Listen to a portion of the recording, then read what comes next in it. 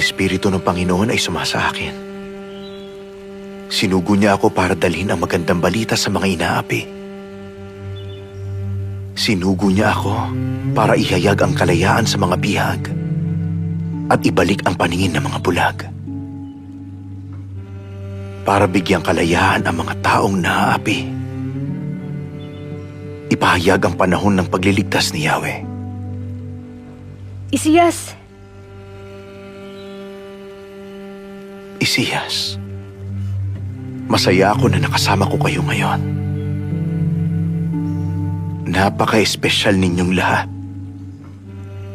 Umaasa akong ang susunod kong mag-aaral, tanungin din ako ng mga tinanong nyo at makikinig sila sa mga sagot ko. Pero mukhang hindi nila yun maiintindihan, di tulad nyo.